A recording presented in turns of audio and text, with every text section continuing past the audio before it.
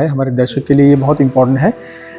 हम सिर्फ ये नहीं चाहते कि आज के हमारे वीडियो में दर्शक को ये पता चले कि प्रोसेस क्या है, लीगल सिस्टम क्या है। हम ये भी थोड़ा सा चाहते हैं कि हम थोड़ी उनके कल्चर से जुड़ी हुई बातें करें।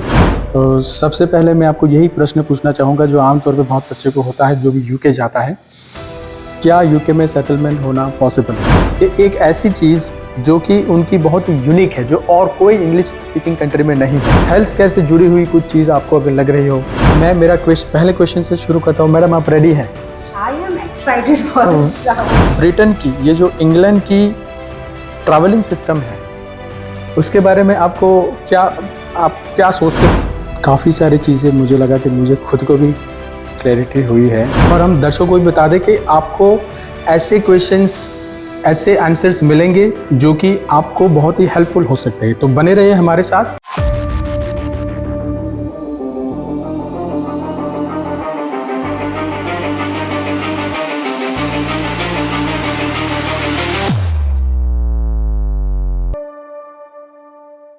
Welcome once again, this is Gaurav here. We have brought third episode of Poll Call, and this time we have brought a wonderful topic which is actually very near to my heart, but it's very important for other students too. जो भी UK जाने के लिए, abroad studies के लिए plan बना रहे हैं, आज हम थोड़ा ये टॉपिक आपके लिए लाए हैं।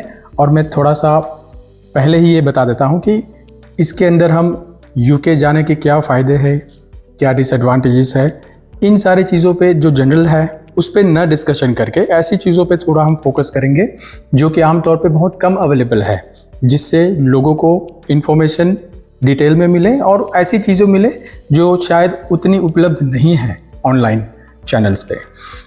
उसके लिए हम आज बहुत ही इम्पोर्टेंट गेस्ट को इनवाइट कर रहे हैं, जो कि अपने आप में एक ऐसी शख्सियत है जिन्होंने हाल ही फ़िलहाल बहुत सारे बच्चों को यूके जिनका ड्रीम था उनका सपना साकार किया है।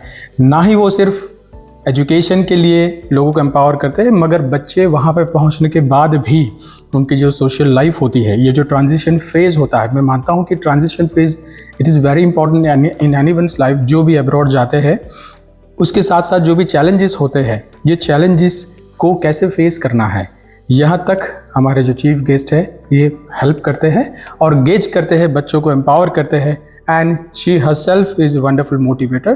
तो आइए मैं मैडम को इनवाइट करता हूँ, इशिता मैडम को। तो आइए Ishita madam, most welcome to you. Sir, how are you? I am fine, very well. तो आज हम एक ऐसे चीज़ों पे डिस्कशन करने वाले हैं जिससे आप बहुत सालों से, बहुत टाइम से जुड़े हुए हैं। मैं थोड़ा सा आपको पहले ये बता देना चाहता हूँ कि हमारे जो सेशन है बेसिकली वो 2 भागों में डिवाइड है। मैं हमारे दर्शकों को भी बता देना चाहता हूँ कि ये जो हमारे सेशन है वो 2 भाग में डिवाइड है। सेकंड सेशन में हम थोड़ा सा रैपिड राउंड के जो क्वेश्चन है वो हम आपको पूछेंगे, जहाँ पे हम चाहते हैं कि आप विद इन सेकेंड इसका आंसर दें, और हम दर्शकों को भी बता दें कि आपको ऐसे क्वेश्चंस, ऐसे आंसर्स मिलेंगे जो कि आपको बहुत ही हेल्पफुल हो सकते हैं। तो बने रहिए हमारे साथ। तो सबसे पहले मैं आपको यही प्रश्न पूछना चाहूँगा जो आमतौर पे बहुत बच्चे को होता है जो भी यूके जाता है, क्या यूके में सेटलमेंट होना पॉसिबल है? Certainly, it is really easy to get a PR in UK. Settle होना बहुत ही easy है. There are 3 ways to get settled in UK. First is student visa, second is direct tier 2, and third is via marriage. तो मैं पहले student visa explain करना चाहूँगी। उसमें क्या होता है कि सबसे पहले जब आप स्टूडेंट वीज़ा के लिए अप्लाई करते हैं और आप यूके पहुंचते हैं, तो आप बैचलर्स पे गए हो तो 3 साल आप यूके में रहोगे, आप मास्टर्स पे गए हो तो 1 या 2 साल आप यूके में रहेंगे। उसके बाद जब आपका कोर्स ड्यूरेशन खत्म होने आ रहा है, you have to apply for tier 2 work permit. Now there is a very vast difference between PSW, that is post study work visa, and tier 2 work permit. Okay. PSW is tier 4, उसका जो भी duration है वो work permit के लिए या PR के लिए एलिजिबल नहीं माना जाता। टियर 2 के 5 साल वो वर्क परमिट के लिए माने जाते हैं कि that is eligible for PSW। जो टियर 2 के 5 साल है that is eligible for PR। Now जब आपका कोर्स खत्म होता है, आप एक एम्प्लॉयर फाइंड करिए जो आपको सर्टिफिकेट ऑफ स्पॉन्सरशिप देने के लिए रेडी हो, दैट इज कॉस्ट लेटर। वो कॉस्ट लेटर आपको देगा, उसके बाद आप वीज़ा अप्लाई कर सकते हैं। अपने वीज़ा कन्वर्ट करिए टियर 4 स्टूडेंट वीज़ा से टियर 2 वर्क परमिट के लिए। There are n number of tier 2 visa available in UK, just like skilled worker visa, innovator visa, startup visa, creative visa, ministry of religion visa, sports person visa, health care worker visa etcetera, बहुत सारे visas available. अब आपको दो चीजें ध्यान में रखनी है जब आप यूके के टियर 2 वर्क परमिट के लिए अप्लाई कर रहे हो। सबसे पहले आपके 70 पॉइंट्स हो जाने चाहिए, जिस तब उसके बाद आप एलिजिबल होंगे टियर 2 वर्क परमिट के लिए। और दूसरी चीज, आपके अकाउंट में मिनिमम 1500 पाउंड्स का पर पर्सन बैलेंस होना चाहिए। 1500 पाउंड्स। अब मान लीजिए आप मास्टर्स पे गए हैं, आपके साथ आपके पार्टनर है और आपका एक चाइल्ड भी है, तो टोटली आपके 4500 पाउंड्स आपके अकाउंट में होने चाहिए। Then only you will be eligible to apply for tier 2 work permit visa. Then you have to stay on tier 2 work permit visa for 5 years. Then you are allowed to apply for PR/ILR, that is indefinite leave to remain.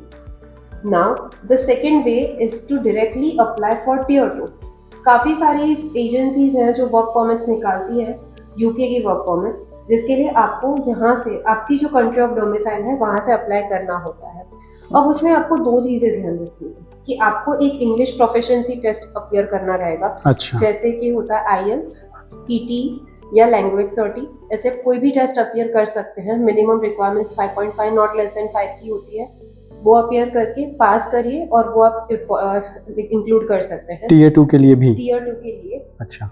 दूसरी चीज, आपको एक life in the UK test appear करना होता है। Life in the UK test में क्या होता है, 45 मिनट्स का टेस्ट रहता है, 24 क्वेश्चंस रहेंगे। The test fee is 50 pounds and you can book it in 3 days। वो आप अपीयर करके टियर 2 के लिए डायरेक्टली अप्लाई कर सकते हैं। एक बार वो हो गया और आप यूके आ गए, again the same thing, you have to be on tier 2 visa for 5 years and then you can apply for PR। Now there is this common process जो हम स्टूडेंट वीजा के बाद भी और टियर 2 पे आने के बाद भी अप्लाई करेंगे। When applying for PR, you have to take an appointment at UK PCAS, that is UK visas and citizenship appointment services. वहाँ पे आपको जाके बायोमेट्रिक्स आपको प्रोवाइड करने हैं, तो वो आपका सिटीजनशिप के लिए प्रोसेस करेंगे। Now when you are applying on the route of student visa to tier 2 into PR, that will take 1 to 2 months. But when you are applying from tier 2 to PR, that will take 3 to 6 months. So you have to keep that buffer time. If आपके visas उसके बीच में खत्म हो जाता है, तो you will be required to come back to home India. country. Correct. And then again the process will start of 5 years. Correct. Now third and the last way, which is at times the exploited way, is marriage to a British citizen. Now I am not saying British citizen मतलब वो नहीं होता जो already UK में है। British citizen वो है जिनके पास एक रेड पासपोर्ट है और वहाँ की सिटीजनशिप है। अब आपको मान लीजिए कि मेरे जो पार्टनर है वो यूके में बॉर्न होके ब्रिटिश सिटीजन बने हैं और उन्होंने मेरे साथ यहाँ पे इंडिया के मैरिज किया। अब मैं एक PR फाइल रखूंगी अपनी। करेक्ट। मैं वहाँ पे अगेन मुझे इस केस में एक प्रूफ ऑफ नॉलेज देना पड़ेगा, proof of English, that I know English. I will have to go for IELTS, I'll have to appear for IELTS, PT, anything I want. अच्छा। And I'll have to go for life in the UK test. ये life in the UK test इसलिए लिया जाता है कि हमें पता चले कि ब्रिटिश या यूके की वैल्यूज क्या है, हिस्ट्री कल्चर से जुड़े हुए चीजें। अच्छा। तो वो सारी चीजें हमें पता होनी चाहिए। अगेन द 45 मिनट्स का टेस्ट रहता है। ये सब मैं प्रोवाइड करूँ, मुझे अपना मैरिज सर्टिफिकेट और ये सारी चीजें प्रोवाइड करनी रहेगी, तब मुझे PR मिलेगा। अब मुझे PR मिल गया, I flew to UK, मैं UK में आके 3 साल रहूंगी। अच्छा। So the individual will have to stay on the PR for 3 years. अच्छा, मतलब सिटीजन डायरेक्ट नहीं मिला? नहीं मिलेगा। ये एक कंफ्यूजन होता है कि ब्रिटिश सिटीजन के साथ शादी कर ली मतलब सिटीजनशिप मिल गई। नो, मेरे ख्याल से ये दर्शकों के लिए बहुत इंपॉर्टेंट इन्फॉर्मेशन है। ब्रिटिश सिटीजन के साथ आप मैरिज करने के बाद तुरंत ब्रिटिश सिटीजन आपको पासपोर्ट नहीं मिलेगा। बिल्कुल। इसके लिए आपको 3 साल PR पे रहना रहेगा। जब आपके 3 साल कंप्लीट हो जाते हैं, उसके बाद आप सिटीजनशिप के लिए अप्लाई कर सकते हैं। This total process is called as naturalisation by the legal terms of British. इसमें आपको शायद ये बोलेंगे कि प्रूफ ऑफ नॉलेज दीजिए, तो आप ऑलरेडी दे चुके हो तो आपको वापस देने की जरूरत नहीं है। 3 साल आपने PR पे रहा, उसके बाद आप सिटीजनशिप अप्लाई कर सकते हो। And once your passport is expired, you can apply for the red passport. So these are the 3 ways in which you can get the settlement or PR in UK and then you can apply for citizenship. काफ़ी सारी चीज़ें मुझे लगा कि मुझे खुद को भी क्लैरिटी हुई है। जैसे कि एक तो मैंने अभी जाना कि ब्रिटिश सिटीज़न के साथ आप शादी करके तुरंत पासपोर्ट नहीं मिलता है। मुझे अभी तक शायद यही गलतफहमी थी कि तुरंत एटलीस्ट 6 महीने में तो मिल ही जाता है, क्योंकि यूएस वगैरह के कंट्री में ऐसे होता है। मेरे ख्याल से बहुत इंफॉर्मेटिव। दूसरा क्वेश्चन मैडम मेरा ये है कि अर्निंग्स का क्या वहाँ पे मैट्रिक्स है? अर्निंग्स के लिए सबसे पहले जब भी आप अप्लाई करेंगे पीआर के लिए, आपकी मिनिमम अर्निंग होगी 25,600 पाउंड्स, या तो फिर 10.10 पाउंड्स पर आवर, या तो फिर आपका जो भी काम है, जो भी द वर्क यू डू, उसका जो ऑन गोइंग रेट है वो, तब आपको पीआर मिलेगा। उसके बाद आप सिटीजनशिप के लिए अप्लाई कर सकते हैं। Now there are 3 sectors that have rapidly grown post covid. First is health care. Obviously covid के हुआ उसके टाइम से हमें पता है कि हेल्थ केयर कितना इम्पोर्टेंट है। Health care workers, nurses, they are being paid more than 35,000 pounds per annum in UK. So there is like they are growing at a very speedy, we can say कि बहुत ज़्यादा speed से कर रहे हैं। दूसरा है IT. We all have work from home when we were working in covid, और उस टाइम पे हमें जूम का पता चला, हमें पता चला कि ऑनलाइन पंचिंग भी हम घर बैठे कर सकते हैं, और काफी सारी कंपनीज है जो आज भी वर्क फ्रॉम होम अपने एम्प्लॉयज को प्रोवाइड करती है। करेक्ट। तो in that case IT sector has like given us so many endless opportunities. इसके जब भी कोई आईटी वाला जब वहाँ पे सिटीजन है, उन्हें 45 to 47,000 तक की पेमेंट की जाती है, 45 to 47,000 pounds per annum. The third is business sector. In that, now मान लीजिए आप एक मैनेजर हैं या प्रोजेक्ट मैनेजर, या आप बिजनेस में अपना करियर बनाना चाहते हैं, so you can work as finance manager, even work as marketing manager. आपको सर याद है अपनी एक स्टूडेंट थी कोमल सोनी, कोमल नील? यस, अच्छा, कोमल नील सोनी। हाँ, उनके हाँ. जो हस्बैंड है Neel Soni, right now he has got job in UK in Amazon warehouse. अच्छा, अमेज़न में लग गया उसका जॉब? Yes, Amazon warehouse में he is working in the night shift. He is working from 1:30 AM to 12:30 PM, and he is earning more than 28,000 pounds, sir. And that too on dependent visa. मतलब night shift करके? जी। Wow. So in that case, जब वो managerial post पे 28,000 अभी earn कर रहे हैं, वो आगे जाके he can earn up to 45,000 once he get the PR. So you see there are so many opportunities once you be in here on the PR. ये नील को जब जॉब मिली थी मैडम, अगर आपको अमेज़न में जो आपने बताया, वो जॉब लेने के लिए उसको आइल्स देनी पड़ी थी? नहीं देनी पड़ी थी? बिल्कुल नहीं। बहुत बढ़िया है। Because he was on dependent visa. Now जब वो PR के लिए अप्लाई करेंगे तब वो आइल्स देंगे।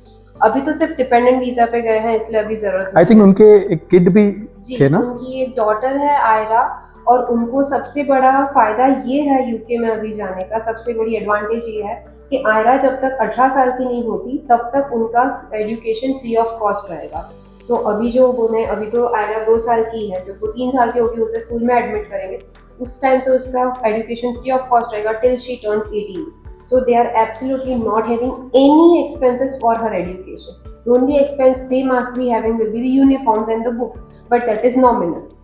Wow, I mean, yes, कोमल की आपने बात की तो she was very brilliant student also. Yes. हमारे साथ वो बहुत काफ़ी टाइम से, मगर ये बहुत उसके हस्बैंड के बारे में I didn't know it before.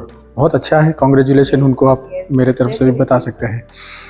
तो ब्रिटिश सोशल लाइफ की अगर हम बात करें, जो मेरा तीसरा आज का मुद्दा है, हमारे दर्शक के लिए ये बहुत इम्पोर्टेंट है।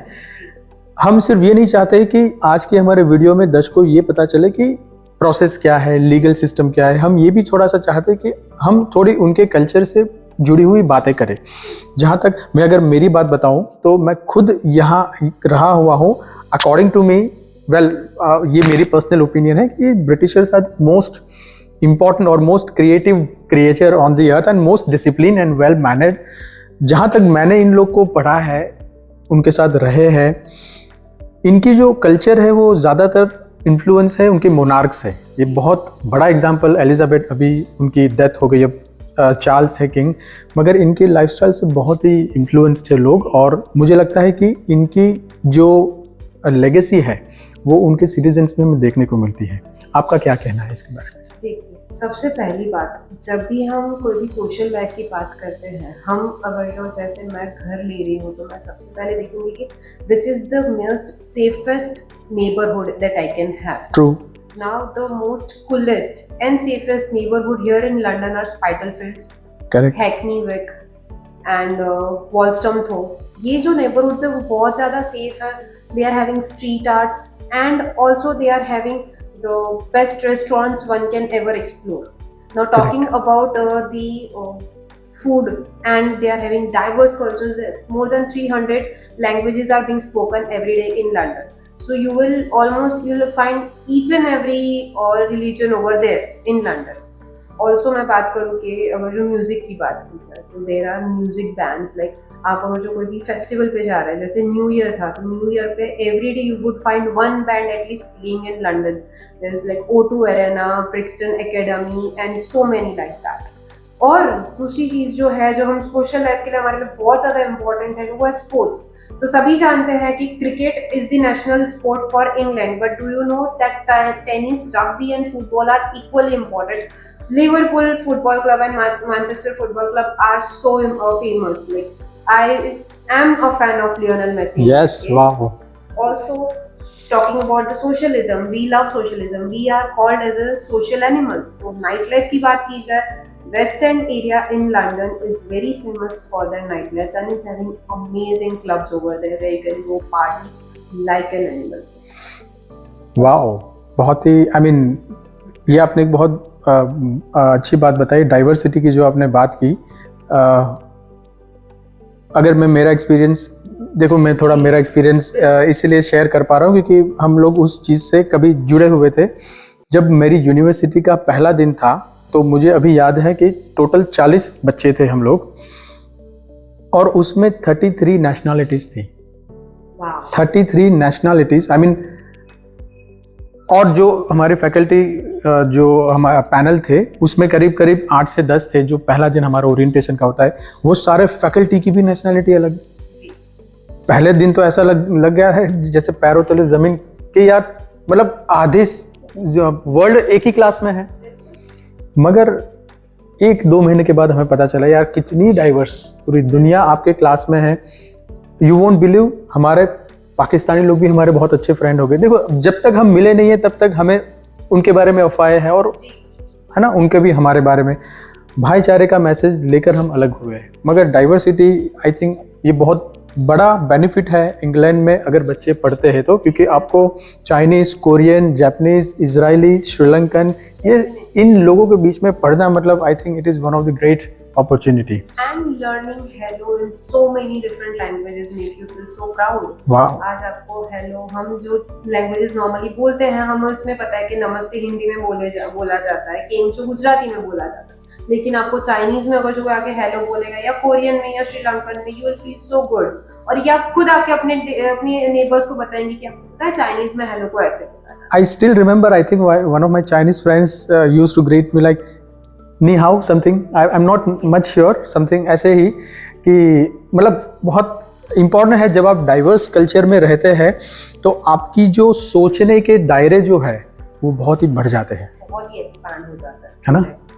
अगला मेरे पास जो एक सोशल लाइफ से जुड़ा हुआ जो मैंने पॉइंट आउट किए हुए है वो है ब्रिटेन की, ये जो इंग्लैंड की ट्रैवलिंग सिस्टम है उसके बारे में आप क्या सोचते हो? ट्रैवलिंग में 3 सेंस में थोड़ा सा जानना चाहूँगा. एक विद इन लंदन, एक विद इन कंट्री और एक दुनिया के साथ, जिसमें आप एक यूरोपियन कंट्री से भी आप बता सकते हैं. ये जो टॉपिक आपने छेड़ा ना सर, इसमें मतलब मैं एंडलेस आवर्स तक बात कर सकूँ. इतनी एडवांस सिस्टम है यहाँ की ट्रांसपोर्टेशन की. सबसे पहले जैसे आपने बोला in London, so when you want to travel inner London you are having trams and tubes. Also वहाँ पे ऑप्शन रहता है ऑयस्टर कार्ड का. स्टूडेंट्स के लिए ऑयस्टर कार्ड्स लेना बहुत ज़्यादा इंपॉर्टेंट है. जब वो इनसाइड लंदन ट्रैवल कर रहे हैं ऑयस्टर कार्ड्स ले लीजिए, या अगर जो आउटसाइड लंदन पर ट्रैवल कर रहे हैं तो स्टॉकमोर कार्ड करके आता है, वो उन्हें लेना होगा. अच्छा, ये डिस्काउंटेड कार्ड होंगे बच्चों के लिए. ट्रैवल करना बहुत ही इजी रहेगा. They are having 30% up to 30% off discount. Okay, so आप मान लीजिए कि आप अगर जो 100 पाउंड्स का भी ट्रैवल करें तो 30% में आपको बहुत ज़्यादा इसमें सेविंग्स हो जाती है. दूसरी चीज, जब आपको इनसाइड कंट्री ट्रैवल करना है तो they are having the buses, the trams, like underground and overground facilities also. Now I wanted to travel from London to Paris. उसके लिए मुझे सिर्फ 2.5 घंटे लगे and I traveled in Eurostar.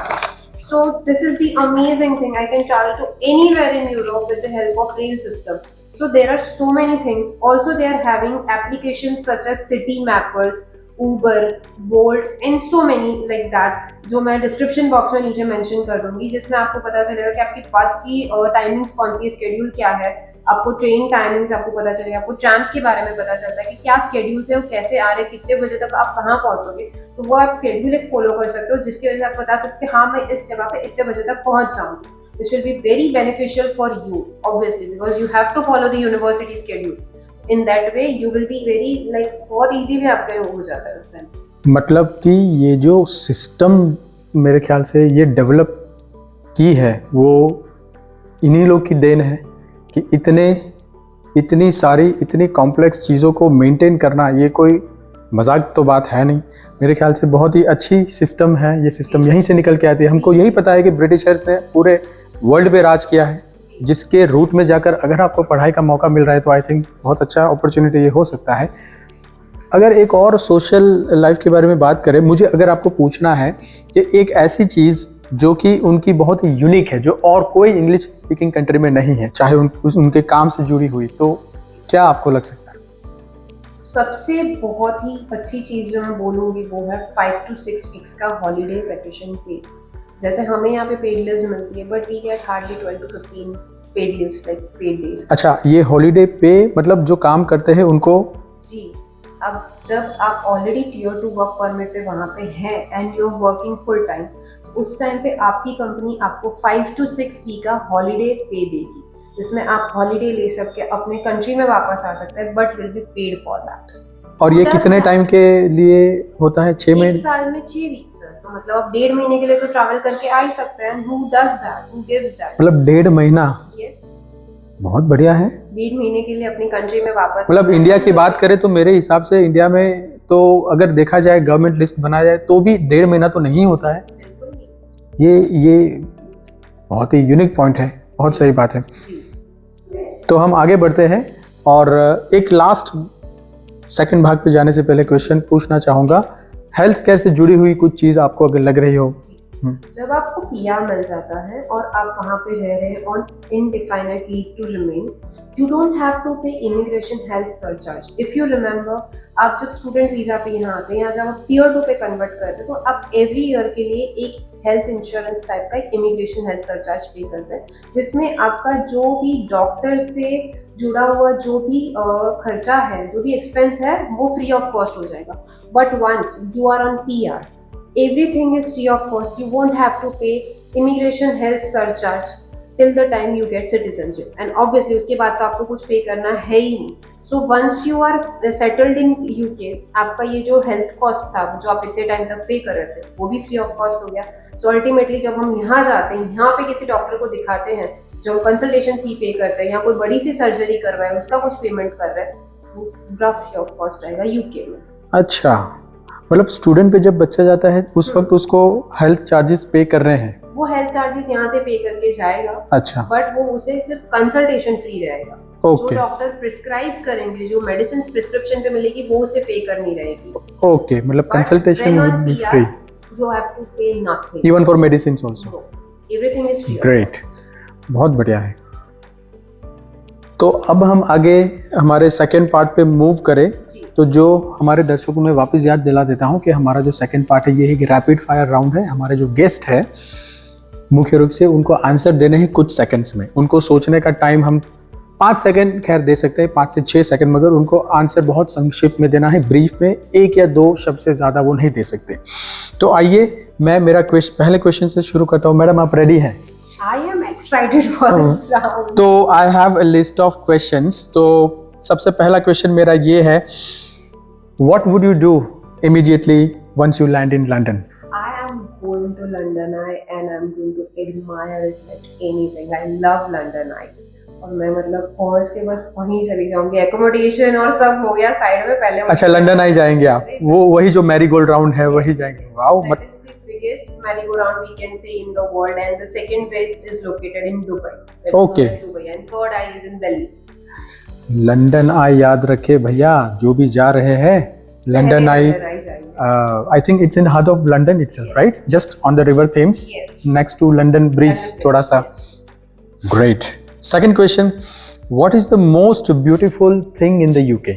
मैं आपको 4 ऑप्शन दे देता हूँ. देखो 4 ऑप्शन इसीलिए मैं दे रहा हूँ क्योंकि इसके आंसर के एक दायरे है, तो एक जनरल आंसर नहीं है. मैंने क्वेश्चन पूछा है what is the most beautiful thing in the UK out of this 4, weather, coffee, beer, historical places. How do I select either of them? Coffee is obviously everyone loves it. Starbucks started from UK. So coffee मैं select नहीं कर पाऊंगी. Weather जो इतना pleasant रहता है, हाँ ठंडी में कई बार बर्फ होती है, लेकिन बर्फ के मजे कौन नहीं लेता? Everyone enjoys. True true. So I can say either coffee or weather. I do not. दोनों में से अगर किसी एक को चुनना है, कॉफी या वेदर को, So this is going to be really tough. just one, just give me last one, coffee. Yeah. Wow. Next one, how would you like to travel in England out of this following? सबसे पहला है my favorite, iconic red double decker bus. I don't know if it is working right now or not. The second option is underground tubes. Third one is the trains, and the fourth one is private chartered plane. किस mode से आप travel करना पसंद करेंगे? I would always prefer red double decker bus, the iconic one, जिसकी वजह से मुंबई में ये सारी चीजें आई. वाओ. Iconic red double. अच्छा, आपने डबल डेकर में कभी भारत में ट्रैवलिंग की है? In Mumbai I have done. अच्छा. बट वो जो लंदन वाली फीलिंग है कि आप बकिंगहम पैलेस के वहां से निकल रहे हो, या आप बीच में टावर ब्रिज से निकल रहे हो और आपकी बस जा रही है, that is amazing. I think ना ये उनके कल्चर का ही पार्ट हो गया है ना? बहुत. Just like the red telephone booth. yes, true, but I must even admire here the tubes, underground के tubes, जो कि अपने आप में बहुत कॉम्प्लेक्स इंजीनियरिंग है. But yes, when it comes to the iconic double decker bus, भाइयों बहुत इंपॉर्टेंट है, बहुत ही मज़ा आएगा. नेक्स्ट मेरा क्वेश्चन है, आपकी यूके की फेवरेट ब्रांड इनमें से कौन सी है? एडिडास, नाइक, रिबॉक या पोलो? कोई भी एक. मान ले कि आपके पास उतने ही पैसे हैं कि इनमें से सिर्फ एक ही ब्रांड को आप सिलेक्ट करना है. Forever. Any particular reason? Not a particular, but I love their quality, and obviously it has originated from UK, London, and London is my forever love. So Adidas is going to be forever. All right.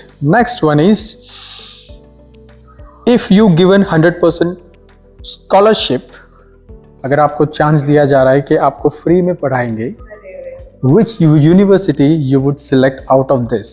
First one is Oxford, second one is Cambridge, Imperial College London and King's College. कोई भी एक में पढ़ सकते हैं, दो में नहीं.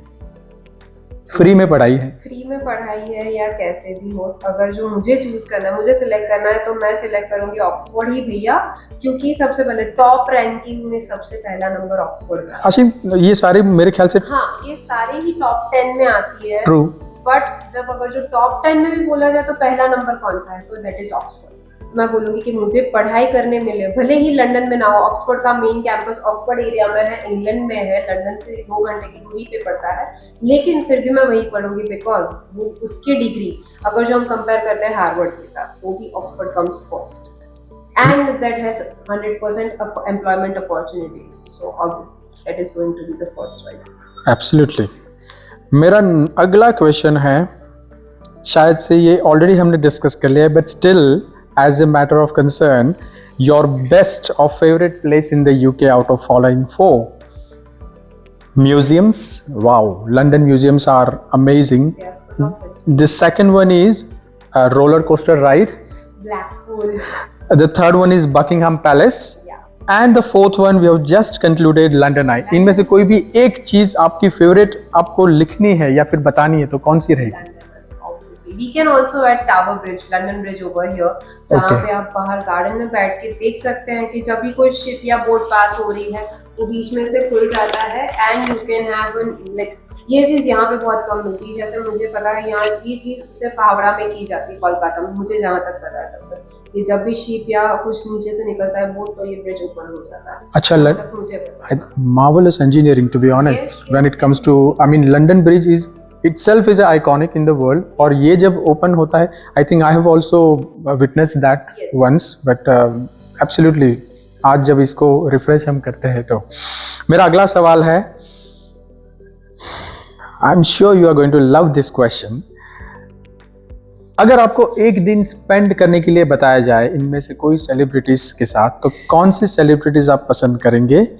एक तो है King Charles, recently coronated, David Beckham, one of the finest footballer, even my favourite, Rishi Sunak जो हमारे इंडियन ओरिजिन है, current prime minister, and the fourth one is the most iconic I guess MI6 James Bond. किसके साथ आप पसंद करेंगे एक दिन गुजारने के लिए? One more celebrity over here. कौन सा? Princess of Wales, Catherine, and I would love to spend my day with her. Catherine, if I'm not wrong, the elder son's wife. Oh, She's wife of Prince the William. princess of- now, the yes, current she's princess. now. And Okay. maybe a queen consort soon. Yes, yes, But yes, that yes. totally depends. But she has very amazing, like very outstanding dressing sense. The way she जो उनकी charming personality है, जैसे वो pose करती है, और जो उनका हमेशा एक प्लेजेंट और एक काम नेचर है जब भी वो कैमरा के लिए पोज करती है, the way she smiles, she is very gracious. क्या नाम बताया मैडम आपने? Catherine. Princess of Wales. Princess of Wales. I think Catherine के बारे, I think yes, the way you told that is true I guess, क्योंकि ये जो उनकी लेगेसी है, मुझे ऐसा लगता है, और इवन ब्रिटिशर्स को भी ऐसा लगता है कि she is actually carrying the legacy of lady Diana, the way she was loved by the British people. अगली ये है कि because she is associated with the people, बहुत ही अच्छे काम करते हैं और बहुत ही लोगों को मोटिवेट, और उनके काम यस। तो आई थिंक हमारे गेस्ट ने चौथा ऑप्शन मांगा है कैथरीन, तो since it is our guest, I mean since she's our guest, I would allow her to take the last option in the name of Catherine. तो हमारे guest एक दिन पसंद करेंगे स्पेंड करना अगर हुआ ब्रिटिशर्स के साथ, तो कैथरीन के साथ obviously she will be going in Buckingham Palace too. The next question goes to a favorite writer, a British writer. इनमें से कौन से है जो आपके ब्रिटिश राइटर अच्छे फेवरेट हो सकते हैं? ऑप्शन है Shakespeare, Romeo Juliet, Dan Brown, angels and demons, J.K. Rowling, मतलब एम्पावरमेंट की पुरिया हम बोल सकते हैं, Harry Potter, and the last and not the least, Newton. I will always select the platform number 93/4 written by J.K. Rowling. That Harry Potter की जो दुनिया थी वो हमें एक ऐसी जगह, मैजिक की ऐसी जगह पे ले गई कि हमें पता ही नहीं था कि ये चीज़ें भी एग्जिस्ट करती हैं। The way she has written all the 7 to 8 publications, it was amazing. So if the options are like actually given in my life, I am going to vote J.K. Rowling. और मेरा अगला question है, which word impresses you most? Please excuse me, thank you, and let's have a coffee. Let's have a coffee. Wow, ये 4 ऐसे शब्द हैं जो सबसे ज़्यादा ब्रिटिश कल्चर में यूज़ किए जाते हैं। और मेरा आखिरी क्वेश्चन है आज का, अगर आप यूके के प्राइम मिनिस्टर बन गए जी। तो सबसे पहले आप इनमें से 4 चीज़ों में से क्या करेंगे? इंडियन स्टूडेंट के लिए, भारतीय स्टूडेंट के लिए क्या करेंगे? पहला ऑप्शन है फ्री वीज़ा दे देंगे, दूसरा ऑप्शन है फ्री यूनिवर्सिटी एजुकेशन कर देंगे, मतलब उनकी ट्यूशन फीस, तीसरा है अनलिमिटेड वर्क आवर्स कर देंगे जो कि अभी 20 आवर्स है, एंड लास्ट है उनको रेड पासपोर्ट देंगे उनकी पढ़ाई खत्म होने के बाद। This is a very debatable question that you have asked me. If I am personally answering, guys, please don't be offended. This is just my personal suggestion. See, free visa is actually not possible. It is not possible because then each and everyone will just go to UK, and we want to maintain the quality and like the students going there, जो वहाँ का जा रहे ratio जो education है वो maintain करना है, इसलिए free visa is obviously not possible. Then the second option was कि यूनिवर्सिटी में फ्रीली पढ़ाया जाए। अब हम जो पढ़ा रहे हैं नॉर्मली हम बजट में ही यूनिवर्सिटीज़ जो हम सजेस्ट कर रहे हैं, जो भी यूनिवर्सिटीज़ होती है वो 12 to 15 लाख के अंदर की फीस होती है। सो ऑब्वियसली इतना बजट तो हम रखते ही हैं जब हम बाहर जाते हैं तब। तो थर्ड ऑप्शन आपने मुझे बताया कि unlimited work hours. Unlimited work hours that can be done हाँ, if I am मैं going to भी be a prime minister for one day, because I know how much hardships वहाँ के बच्चे जो सफ़र करते हैं कई बार जब उन्हें जॉब नहीं मिलती या उन्हें कम पे मिलता है, उस टाइम पे वो जो सफ़र करते हैं, तो इसलिए this is one thing that I can do. And red degree, boss, you will have to earn your red passport that cannot be given easily. Obviously it is a red passport after all. Definitely. इसके अलावा मैं यहाँ पे एक ये भी add करना चाहूँगा कि खैर आप अगर जाते हैं नहीं जाते हैं, मगर हमें खुशी होगी आपके गए जो स्टूडेंट हैं जी। अगर भविष्य में वो यूके के प्राइम मिनिस्टर बनते हैं तो जी। मेरे ख्याल से बहुत ही अच्छा काम करेंगे, जो कि अभी इत्तेफाक से हमारे Indian origin prime minister Rishi Sunak बहुत अच्छा काम कर रहे हैं। तो ये था हमारा आज का प्रोग्राम, और मेरे ख्याल से बहुत सारी चीज़ें हमने यूके के कल्चर के बारे में, कैसे सेटल होना है, जो हमारे आज के एक्सपर्ट थे उनके पास से सुनी। मुझे ये भी लगता है कि काफ़ी सारी कुछ नई चीज़ें आप लोग को यहाँ पे बताई गई, मतलब समझी गई होगी। तो thank you very much, thank you all of you. Thank you so much, everyone.